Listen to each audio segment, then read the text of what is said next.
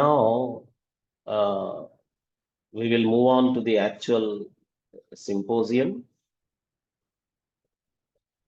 Symposium is getting inaugurated by the inaugural talk by our highly celebrated scholar, Dr. Ranganji, Delete. Ranganji is a celebrated scholar who has an intense, deep spiritual life around bhakti, and he is an ideal example of scholarship which not only gets to the depths of understanding of all these texts like Ramayana, but is capable of communicating to the common public, common audience in the way that is required to be communicated to such common bhaktas, common practitioners. Actually, there are incidents where even non-bhaktas got turned into bhaktas after listening to Dr. Rangan Ramakrishnan because of his logical and rational interpretation of texts. Our founder, Dr. Sri Harikiran Vadlamani Garu, met Ranganji in Singapore, and from there he got so excited that he connected me to Ranganji from Singapore, and we had a conversation. And he is not new to the world of Ravachana audience. He may be new to scholarly circles who actually miss the traditional interpretation of these wonderful texts. Welcome and pranams, Dr. Ranganji. Over to you to give the inaugural talk of this symposium on living traditions of Ramayana.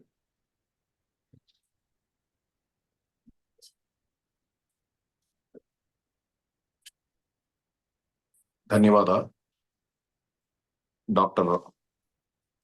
Nagaraj Paturiji was introducing me. Thanks for that. I just want to add one more thing in that. I'm fortunate to be born in a small village near Kumbakonam,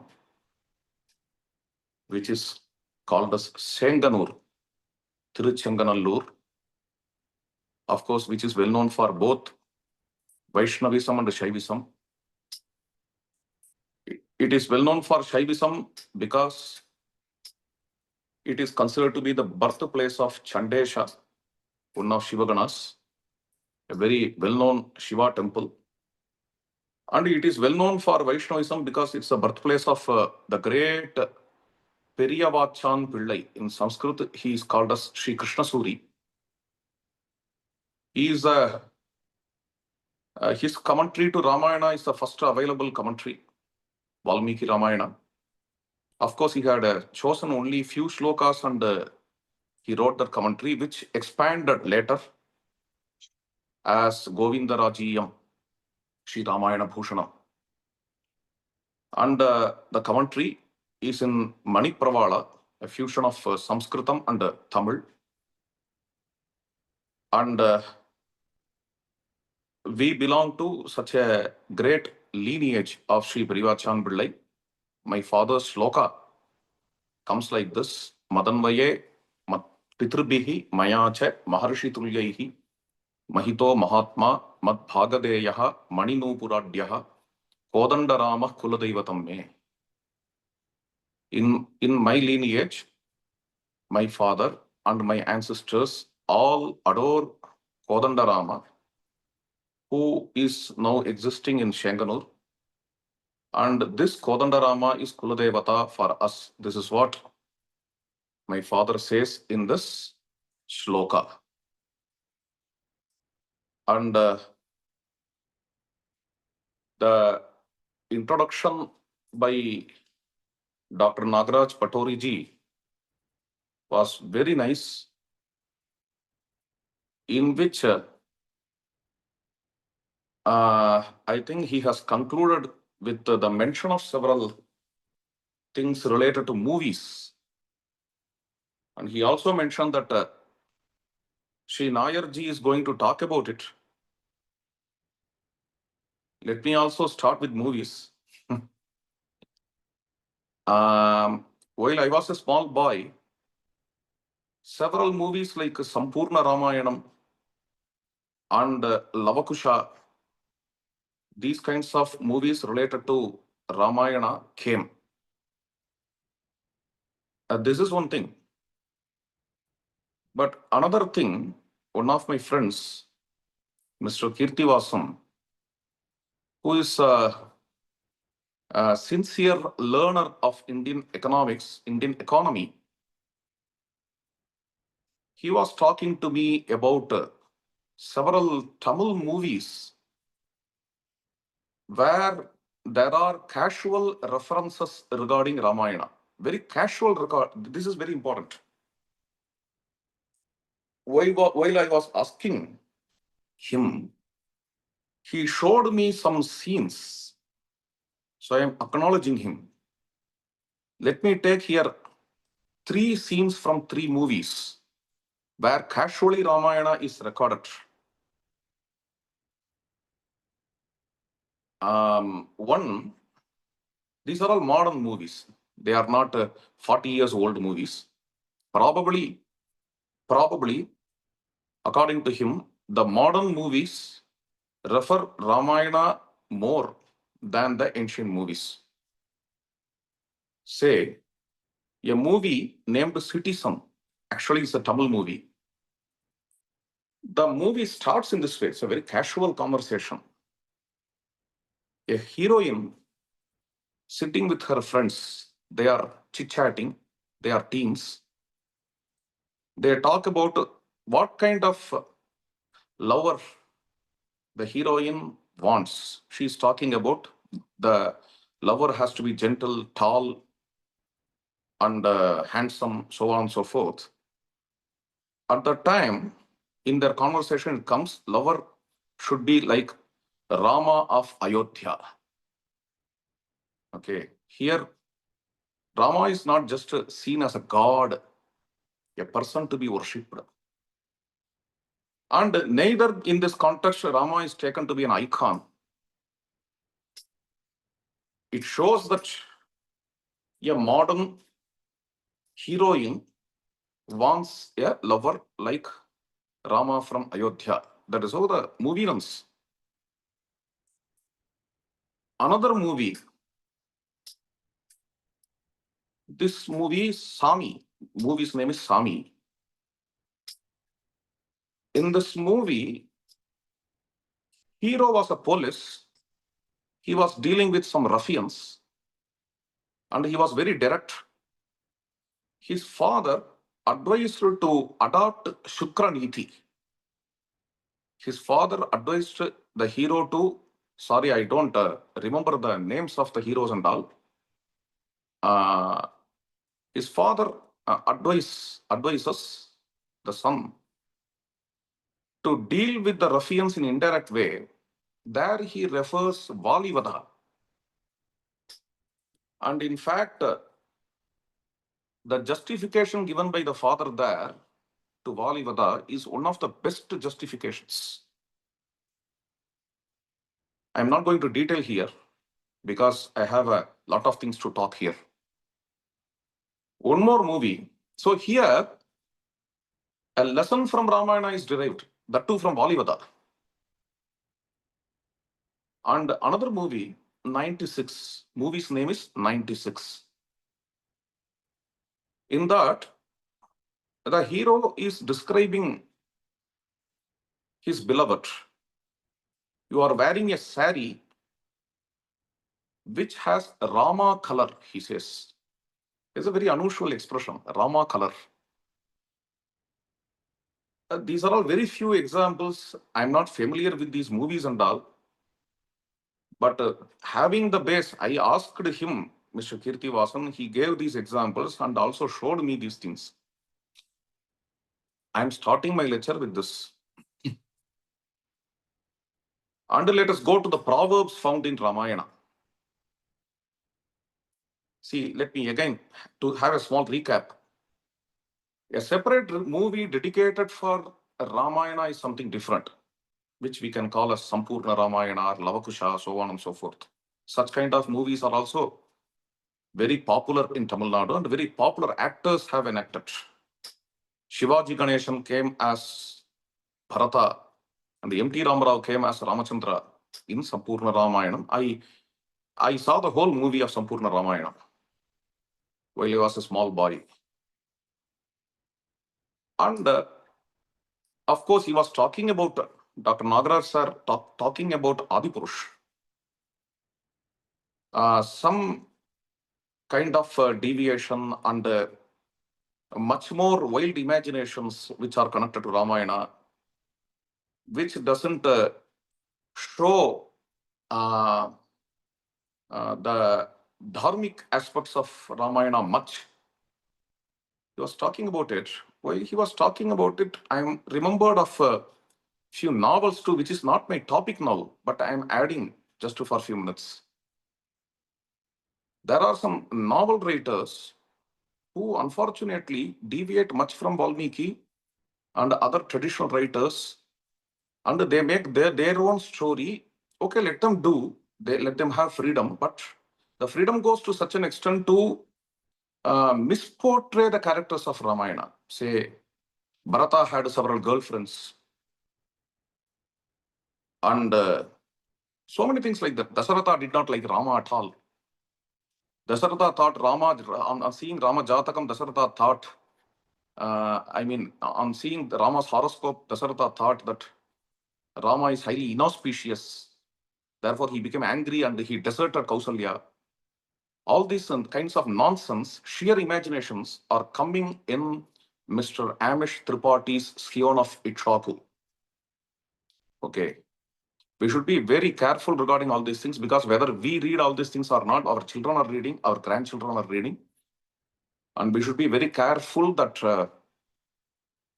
within Hindutva even, there can be infiltration and we should be vigilant regarding this. The only solution for this is to learn Ramayana properly. This is what I view.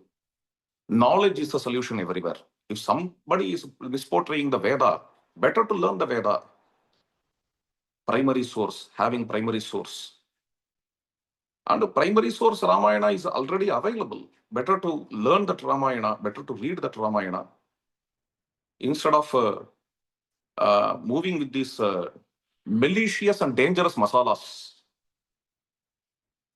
Okay, let me leave that now. Now coming back to my topic again. Apart from these movies, we have proverbs which are used up to our times, which have various Ramayana characters. Let me give an example. Raman ulla idam Ayodhi. In Tamil, this proverb comes. The place where Rama dwells is Ayodhya. This is the meaning. Of course, this Tamil proverb is from Valmiki's Ramayana. Tadvanam bhavita rashtam yatra ramastu bhupatihi. That is how Ayodhya Kandam of Ramayana says. If we are not aware of anything regarding society, then there is a proverb, Raman anda enna, Ravana anda enna, which means, whoever can rule our nation, whether Rama or Ravana, this kind of, for this kind of reluctancy, this proverb comes, Raman anda enna, Ravana anda enna. And there is another proverb, very popular proverb. If even after reading Ramayana, if we are not dharmic, or even after we are getting expertise in theory, if we are not practical, then comes a proverb, படிக்கிறது ராமாயணம், இடிக்கிறது பெருமாள் கோவில். Learning Ramayana, how can you destroy a temple? This is the meaning of that proverb. These are very casual, colloquial proverbs. And also, there is another one more proverb, Ullangai Nillikkani Bol. The amalaka fruit, which is very visible upon the palm, upon the hand. This proverb is from Valmiki Ramayana, Pano Amalakam Yatha. Another Tamil proverb, Pambin Kal Pambariyum. This proverb also is from Valmiki Ramayana, Ahireva Khehev Padanu. These are the various kinds of Tamil proverbs which are running. I just gave a sample. I have not exhausted. These proverbs are related to Ramayana. And you see various names. Okay. Tamilians are fond of having the names of Rama up to our times. Up to our times. Ramachandran, Ramaswamy, Ramabhadran, Ramavatsam, Raman, Sri Ram. These are the very popular names in Tamil Nadu. And in fact, the one who opposed Rama and Ramayana, one who burnt the effigy of Rama, and one who burnt Ramayana, that Dravidian leader, so-called Dravidian party leader, E.V. Ramaswamy, is named after Ramachandra, E.V. Ramaswamy, and Tamil Nadu's chief minister, M.G. Ramachandran. These are all examples. And his wife Janaki. These are all examples. And if you go to the towns and villages and cities, they are named after Ayodhya. See, in the center of Chennai, there is a huge hall which is named as Ayodhya Mantapam. Most of the Brahminical rituals is filled with many Brahminical rituals. And Brahmins, that kind of Brahminical Ayodhya Mantapam also is named after Ayodhya. And the fishermen community of Chennai, and that community's place is called as Ayodhya Kuppam. Okay, that is also named after Ayodhya. And the Vaishya community from Salem, their town is named as Ayodhya Pattinam, again named after Ayodhya. Chidambaram, Vaishnavites call Chidambaram as Tiruchitirakoodam, named after Chitrakoota. In fact, a very famous revolutionary in Tamil Nadu is called as Ayodhidasa Panditar. These are some names I want to show as samples here. Tamil Nadu is also filled with many kinds of street plays.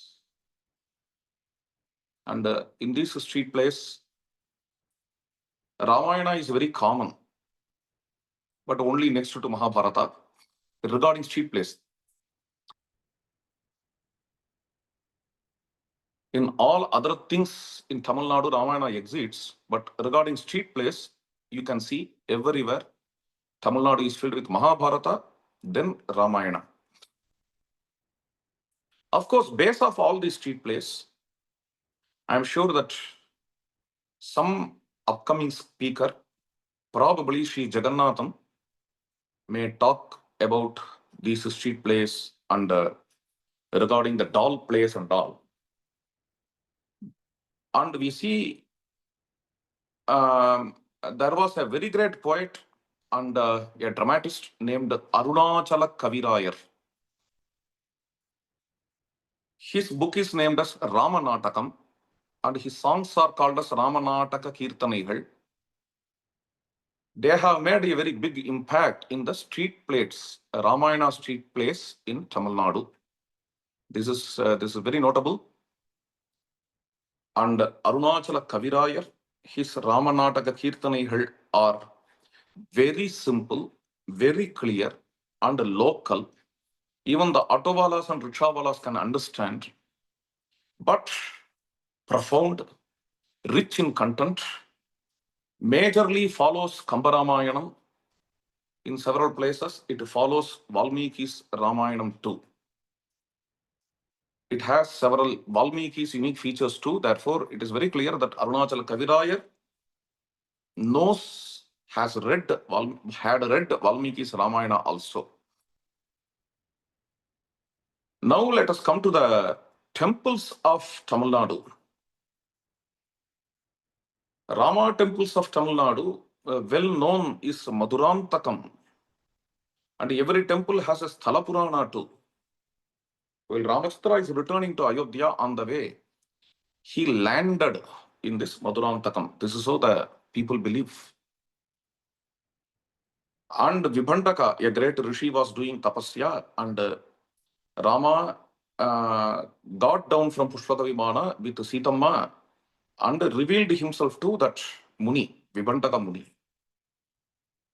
A beautiful Archa Murti, beautiful sculpture of Rama, you can see there. Rama is holding the hand of Sita, getting down from Vimana, Pushpaka Vimana, that kind of Murti you can see in Madurantakam.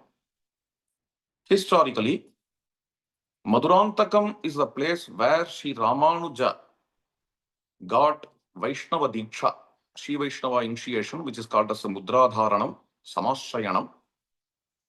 He got it from his Acharya, Piriyanambihal, and he surrendered himself to Madurantaka Ramachandra, Sharanagati, Prapatti. So it's a very vital place for Sri Vaishnavas. And in nutshell, let me talk about a few other temples also. Vaduvur, where you can see the beauty of Rama is matchless. Thillai Vilagam, another temple. In the Thillai Vilagam sculpture of Rama, you can see even the nerves of Rama. And such a beautiful sculpture. Kumbakonam Ramaswamy temple and the Hatambavur temple, where they believe that Rama killed Maricha there. And therefore, a stag also is kept nearby Rama. Can see, as Dr. Nagaraj sir said, in Upasana, in our mind, in our not even mind, in our Hridaya Pundarikam, I can call, in our heart, which is the place of Upasana, Rama's story transcends time. Nacha Kala Vashanugaha. Historical Rama is always there, no doubt. Rama in history is fantastic. He has to be historical because he is the substance of Indian culture. Please understand. Whatever Indian culture we have, Ramachandra is a substance, Ramayana is a substance. Whomever we call very vital in history, they all talk about this gentleman, Ramachandra. Okay. So, no doubt he is a history, that's a different thing, that's a different topic. But here we are dealing with Rama in Upasana, Rama in mysticism, we may call, Rama in heart. Therefore, Leelas of Rama, Ramar ulla idam Ayodhi, Tamil proverb. Therefore, Leelas of Rama can happen in the heart of any devotee anywhere. In that sense, we can see all these things. Even in Hatambav, even though Rama killed a deer in Panchavati, here is a small village, Hatambavur, where the people consider that Rama killed the deer here. That's a very interesting thing. Vedanta Deshikar says, Divya Bhauma Ayodhya Adhidaivata. Rama is the Lord of both Ayodhyas. One, the Ayodhya which is visible externally. Another one, the heart Ayodhya. Sadashiva Brahmendra, a very great Advaitic saint, he sings about the heart Ayodhya. Tahara Akasha Ayodhya Vihari Kelati Mama Hridaye Sri Ramaha. Therefore, with that devotion eye, we need to see all these things. There are hundreds of villages in Tamil Nadu where people show this is Ramar Padam. This is Ramar Padam, the lotus feet of Rama. While Rama was in forest, he came out into all these places, and this is the lotus feet of Rama. That is how they show. And there are several places like Tirupputkuri, where it is told that Rama offered Tarpanam to Jatayu. And there are some Shiva temples too. Vaidishwaran Kovil is of that kind. And there are communities who associate with Rama. That's also interesting. Let me give an example. Yeah, Dalit community. I don't know whether it is right to use this word Dalit. Better I can use the word which Sri Ramanujacharya used in Tamil. Tirukulathar. Tirukulathar means the community belongs to God. Gandhiji later translated it into Sanskrit as Harijan. 1,000 years before Ramanujacharya used this word Tirukulathar, one Tirukulathar community calls itself as Shambhava. And nowadays, some Sanskrit scholars, they easily take this as they belong to, they are Shambhu's devotees, therefore they are called as Shambhavas. That is how it is taken now. Shambhoho ime Shambhavaha. Shambhoho ayam Shambhavaha. This is fine, fantastic. It's a Sanskrit word. That's how they take. But once a very popular leader was there, a Dalit leader, I mean Tirukulathar leader, and he worked a lot for that community. He was contemporary to Dr. Ambedkar. His name is M.C. Raja. Mr. M.C. Raja, in a book, mentions they are called as Sambhava because they belong to the lineage of Jambavan. Ja in Tamil becomes Sa. We belong to the lineage of Sambhavan. Sambhavan, that is Jambavan. That is what he says. This is just a sample. Like this, there are so many things in Tamil Nadu. And regarding temples of Tamil Nadu, I am showing a book. Hope that this is visible. This is in Tamil. This book is in Tamil. This book is named as Ayodhi Perumal, Tamil Marabi Irama Kadai. Irama Kadai, yes. The author is Mr. Gokul Seshadri, and he is a very good researcher. And at his young age, he had brought this book, a very vital book. And in this, he brings several insights and he gives lots and lots of data. A predominant topic in this book is archaeology. Okay. What he says is, he brings some important highlights here. After writing so many pages after pages, he concludes in a particular page, 412, page number 412. அனைத்தையும் தொகுத்து நோக்கினால் இராமனை அவனது பரிவாரங்களுடன் முதலில் இணைத்து தெய்வங்களாக்கி வழிபட்டவர்கள் சோழர்களே என்கிற முடிவை எட்ட வேண்டியுள்ளது. When we collect all this data and see, we can easily conclude that Rama worship was inaugurated by Cholas. Rama may be from Ayodhya, from Uttar Pradesh. Now it is called as Uttar Pradesh, from Kosala kingdom. But Rama's devotion, Rama's worship was inaugurated by the Chola kings and the Chola people of Chola kingdom. This is what he says. He says because what we call as Ram Parivar, Rama, Lakshmana, Bharata, Rama, Lakshmana, Rama, Sitama, Lakshmana, and Hanumanji. This Ram Parivar, the oldest Ram Parivars are available from Chola kingdom. And he also particularly mentions the oldest Ram Parivar belongs to a town named Tirukkovalur in Tamil Nadu. Archaeologically, he is talking. And only these Cholas began this worship of Ram Parivar in temples. From them, then Pallavas and Pandyas learnt. From them, it spread throughout India. And Cholas, it started the worship of this Ram Parivar with the Shodasopachara Puja and all around 9th and 10th century. This is what he says. He is partially correct.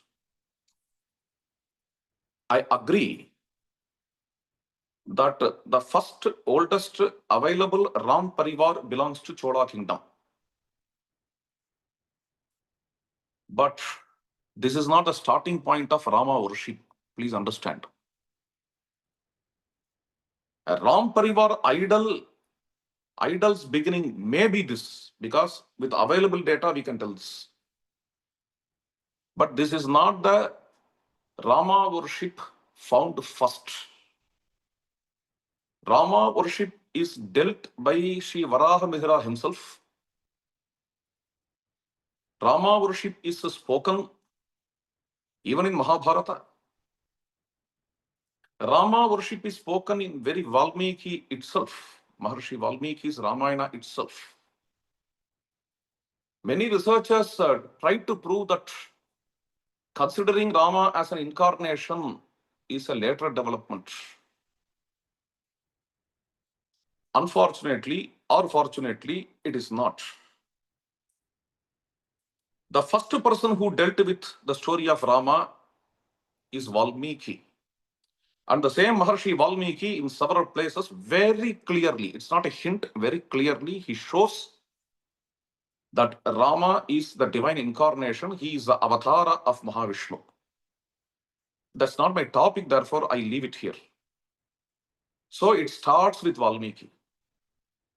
Rama's worship and Rama, consideration of Rama as incarnation of the divine is as old as Maharshi Valmiki. Following Maharshi Valmiki, Vyasa also does that in Ramopakhyana of Mahabharata. And after that, Bhasa also considers Rama as the divine. And after that, Kalidasa, Bhavabhuti, so on and so forth, all of them saw Rama as divine, no doubt.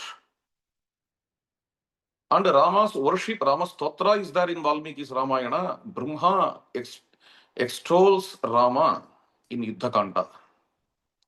That is Rama's worship. And you can't prove all these things as interpolations too, because these are available in all recensions of Valmiki's Ramayana. So coming back to the point, considering Rama as divine is as old as Valmiki, no doubt. But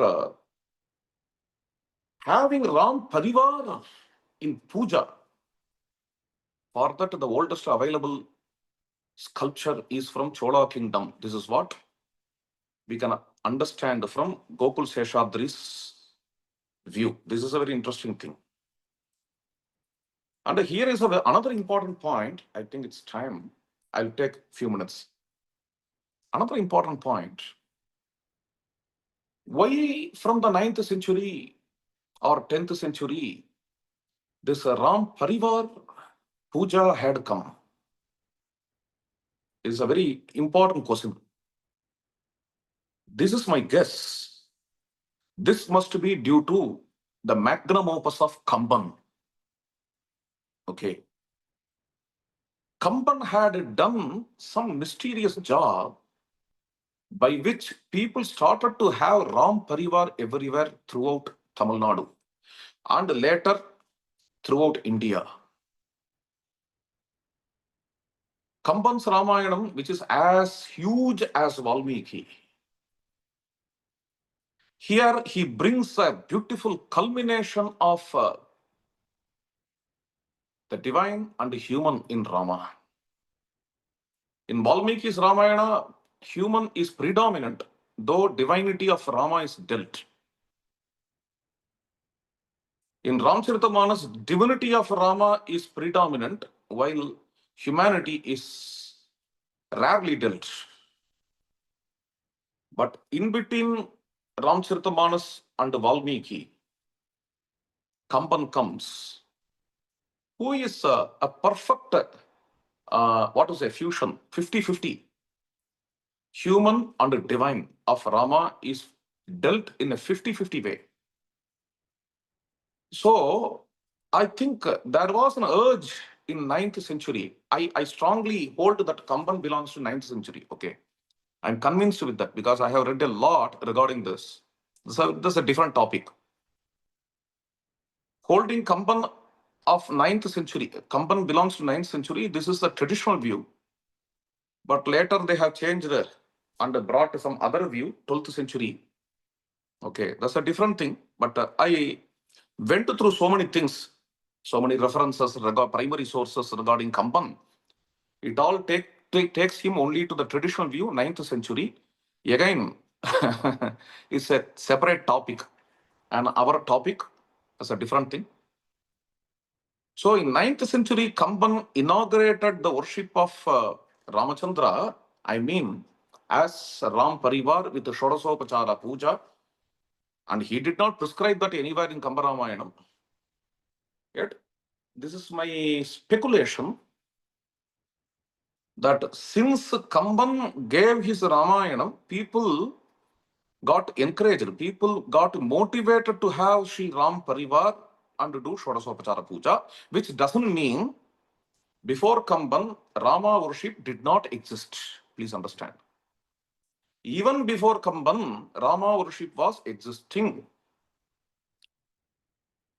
People in Sanctum Sanctorium might not have Ram Parivar, but they worshipped Lord Narayana himself as Ramachandra. Like even now we see in Kerala. There are so many Rama temples in Kerala. You go there, you can see only Narayana. But people will call that deity as Rama. Thiruprayaru, Thiruvillamalai, Kudal Manikam. There are so many pilgrim spots. In fact, the very famous Guruvayurappan, Guruvayur, you may think it as a Krishna temple. It is a Krishna temple. When you go there and see the idol is with conch and disc and he is a Mahavishnu. People see that Mahavishnu as Krishna. In very Dwaraka itself, Ranachodarai, Kalyandarai, okay, with Chaturbuja Murti, Narayana is standing in Dwaraka. And the people worship that Narayana deity as Krishna. In the same way, before the emergence of Ram Parivar in Chola Mandala, in Chola kingdom, people in Tamil Nadu were very familiar with Rama worship.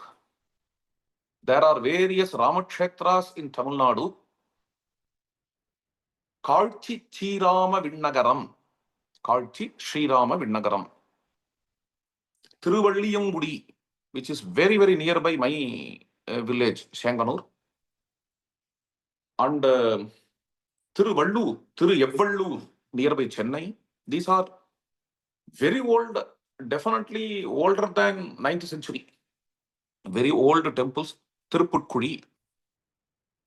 These are Divyadeshams. These Divyadeshams deities are praised by Alvars. Alvars sing about these deities only as Rama, mainly as Rama. Even now, these are well known as Rama temples. Kolavilli Raman. Thiruvalliyangudi's Narayana is called as Kolavil Iraman. Kolavilli Raman. Okay. Valvil Iraman. Like that, so many Rama temples where we can see Narayana is deity, but people see him as Ramachandra, the deity as Ramachandra, not only now, even from Alvars. Even from Alvars, the saints saw these Narayana deities as Ramachandra. This is very notable. Don't think that Rama worship started only in 9th century. A very important thing. And before the emergence of Ram Parivar, there is another interesting thing he notes. Among the early Cholas, he says, Mr. Gopal Seshadri, the author of this book, says, there are so many sculptures from so many Puranas and Itihasas, he observes, but Ramayana is the only epic or story which is depicted as a whole. It's very interesting. It's depicted as a whole, starting from Rama's birth to coronation. And no temple has Uttarakanda in its sculpture, in his observation. In fact, there are 3 temples. These are all definitely older than 9th century. And these 3 are Shiva temples, which have the poems of Nayanmars. One Pullamangai, another one Nageshwaram. Third one doesn't have a poem of Nayanmar, but it's a very old temple, Dharmapuri Kamakshi Amman Kovil, that is Mallikarjuneshwara temple. In all the 3 temples, after coronation ceremony, some 4 or 5 sculptures are dedicated to what happened after coronation, but it is not consistent with Uttarakanda. This is also notable. Of course, Uttarakanda is definitely older than these sculptures, yet Pullamangai, Dharmapuri, Nageshwaram, all the 3 temples don't use Uttarakanda for showing what happened after coronation. Let me take the Pullamangai and one more very important temple. Excuse me. Yes, Pullamangai, Dharmapuri, and Tiruchennambundi. I am sorry, it's not Nageshwaram. This is Tiruchennambundi. In Pullamangai, there is a sculpture. Sita is giving birth to the child, Prasava. It happens in a very royal kind of palace, a rich circumstance, and some women from the royal palace are serving Sita Ma while she is giving birth. This is how the whole sculpture is depicted. And it's definitely Sita's sculpture only. It is well researched. The sculpture is well researched, and this is the only sculpture in Tamil Nadu, according to archaeologists, which shows a woman, an expectant woman, a pregnant woman giving birth to a child. Okay. And in Tiruchennambundi, a beautiful sculpture where a pregnant Sita is asking mango. And Rama, she is showing the mango tree, and she wanted mango. Rama, she requests Rama to bring that. And in Dharmapuri, there are several sculptures, beautiful sculptures.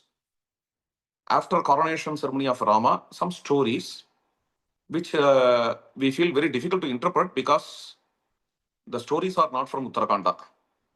I'm just these are just samples for Ramayana sculptures. We dealt with Ram Parivar already.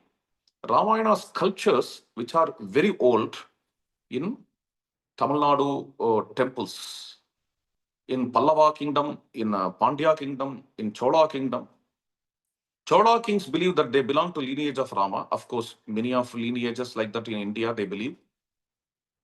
And later, Pandya kings also connected them with Ramachandra using the various epithets like Kali Yuga Raman. Sundara Pandya is called as Kali Yuga Raman. Pallava kings, no doubt, they connect with Ramachandra. Just a few minutes, just 3 more minutes. With this, so beyond the sculptures, and of course, we come to Alvars and the Nayanmars. Alvars glorify Ramachandra as supreme divine. All Alvars almost, they talk about Ramachandra.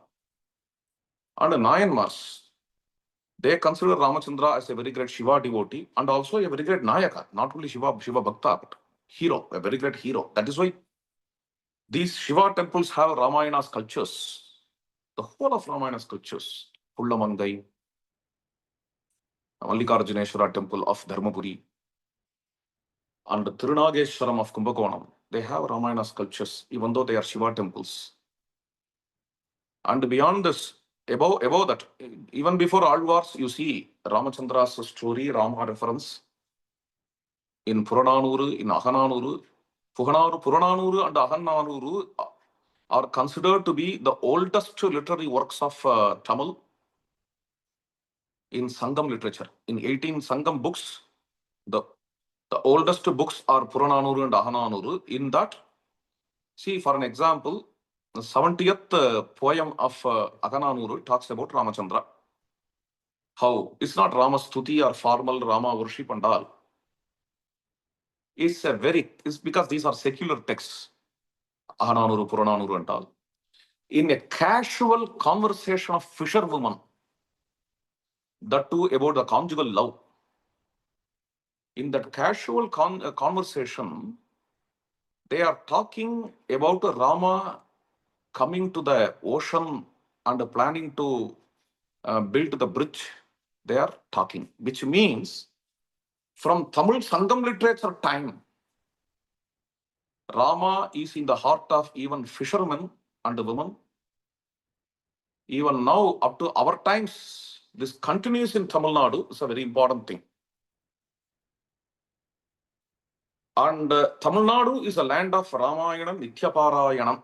Every day, many of us chant Valmiki Ramayana shlokas without failure. Not selected shlokas, whole of the epic is done.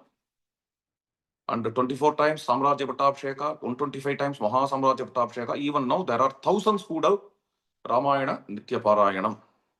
Long before several centuries, the whole of India was doing it. Gradually, it got cut. Even now, there are few states like Andhra Pradesh or Tamil Nadu.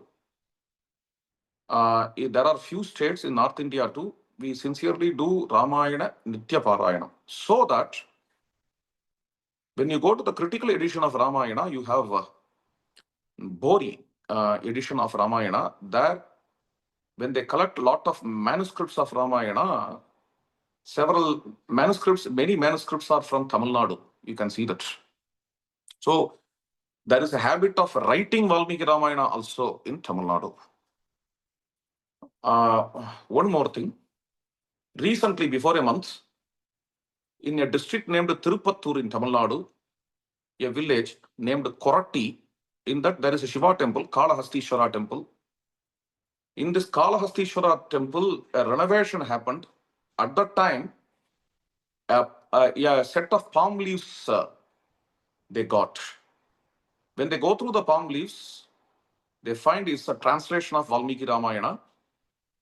Not a translation exactly, it's an adopted translation of Valmiki's Ramayana. And the scholars say that it is 300 years old, maximum, minimum 150 years old. And translators are Krishna Counter and Govindasamy Counter. They belong to Counter community. So Counter community people also, Counter community also contributed the great scholars to translate Valmiki's Ramayana. This is very notable. Please understand. And this is copied by Arumuga Upadhyayar, a son of Subbaraya Thambiran. By seeing the word Thambiran, we can understand these are all Shaivites. Shaivites copied Ramayana. Tamil translation was done by Shaivites. This is a very interesting thing, and the palm leaves are also available in a Shiva temple. Now it is preserved by the archaeological department. So with this, I conclude. In my conclusion, I want to ask a few questions. I don't expect answer immediately. Immediately, nobody can give answer also, because it's a topic of research. Probably later we all can do research, or one of us can do research on this. In such a wonderful Tamil Nadu, how Rama hatred penetrated? First question. Next, did Rama hatred penetrate at all? The answer is big no. Rama hatred doesn't penetrate in Tamil Nadu. because Rama hatred is in politics of Tamil Nadu, but not in culture.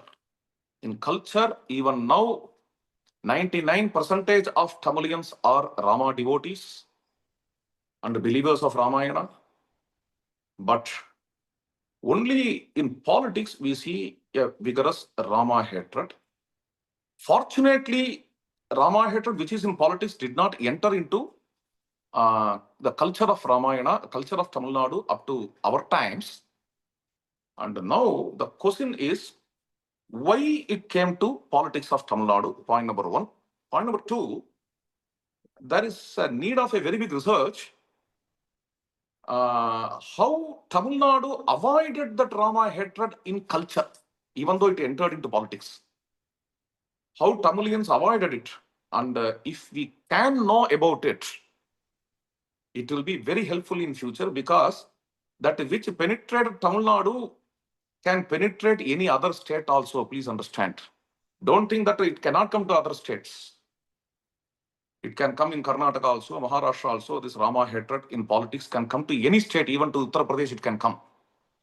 Therefore, to be vigilant, if we can research how Tamilians resisted this Rama hatred and how Tamilian culture doesn't incorporate Rama hatred up to our times. This is a very sound and good research topic. Probably someone of you can take this and research. And it's nice to have this conference, a very important conference to show how Ramayana is a living tradition and Ramayana, we people breathe Ramayana as Dr. Nagaraj said. So we have to follow the same footsteps of Sitama and Ramachandra. That's what Swami Vivekananda said. More we go away from Sitama, our backbone will be broken. This is what Swami Vivekananda says. Therefore, let us follow the path of Ramachandra and let us document how this Ramayana is a living tradition till our times. Dhanyavada. Namaste. Thank you very much for that vibrant, very relevant talk by you, sir. Thanks. The relevance of, in fact, vibrance of Ramayana tradition in Tamil Nadu, you brought in towards the end of your talk itself. I was about to say that if you did not bring, I wanted to bring that topic, that the relevance is because the whole world has been given an impression that in Tamil Nadu there is a Rama hatred, and they went to the extent of saying that there are some temples where Ravana is worshipped instead of Rama. All false information. There is not a single, even small shrine where Ravana is worshipped in Tamil Nadu. Let me tell you, I have traveled everywhere in search of a Ravana worshipping temple when I read about it, but I did not locate even a single temple where Ravana is worshipped. All false information. And the only reference they can show is in Shiva temples where Ravana is not, he does not have a shrine inside. There is a Ravana sculpture in those temples. And the Ravana is made to stand on his one of the knees, and another knee is raised up. One knee is to the ground, another knee is raised up, and there is a book in his hands, and the title there is Oduvar. So what they want to say by calling him Oduvar is that it is based on a belief among entire India that Ravana, because of being a Shiva Bhakta, after going to Kailasa, is given the post of being a Panchanga reader for Shiva. So to depict that idea that Ravana as a Shiva Bhakta is a daily Panchanga reader in Shiva's court, they in some of the Shiva temples in Tamil Nadu, they kept a Ravana sculpture. So probably they want to cheat people by showing such wrong citations, wrong examples, uh, and say that, oh, Ravana is getting worshipped. Actually, if you go to the temple, there is not even a single flower kept in front of that Ravana sculpture. No Yes. kumkum, no worship being done. They just pass by and they keep telling themselves, oh, yes, he's a great Shiva Bhakta. That is why he is here. That's all. Uh, just a mention. There is no puja, there is no oil, there is no lamp, nothing there. So, this false information that Ravana is worshipped, and there are Ravana worshipping narratives. All this about Tamil Nadu is absolutely wrong. Uh, I challenged one of the Hindu reporters way back in 70s to show me at least one Ravana worshipping temple. Mm. Even in Sri Uh, Lanka, it is not there. even in Sri Lanka, there is no Ravana worshipping temple, correct? Even in Sri Lanka, it is not there.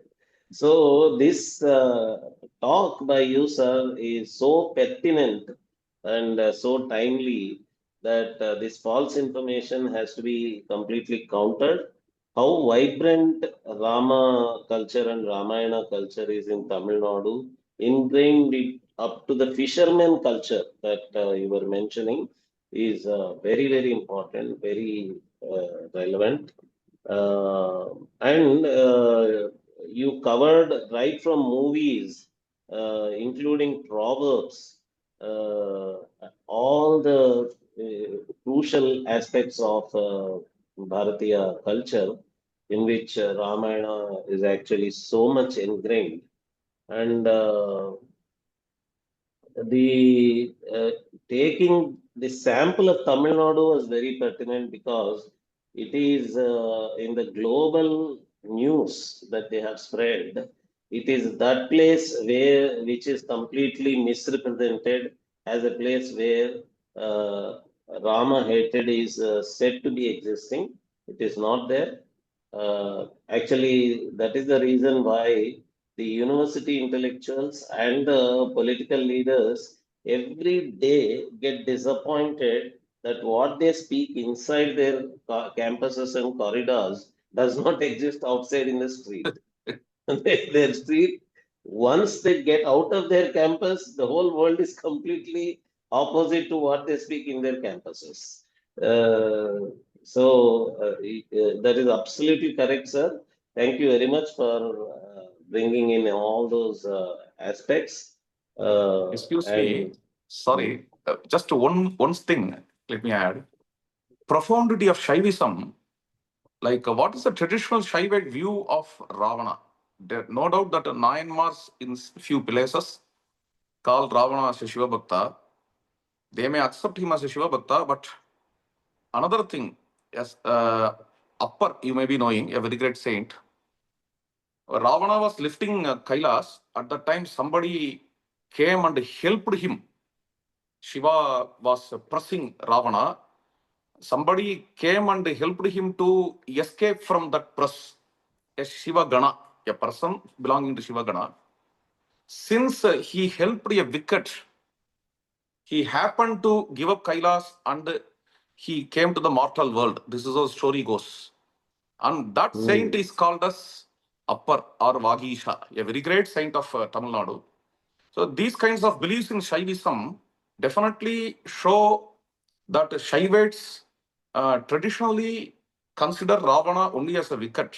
That's a very why. What's the profundity regarding this? Even though he is a Shiva Bhakta, he is not taken to be a Shivan Adiyar or he is not accepted as a Nayanmar and all. Since he lacks values, they did not, Shaivism did not take him to be a role model or icon. Thank you. yes, sir. Uh, Absolutely, sir.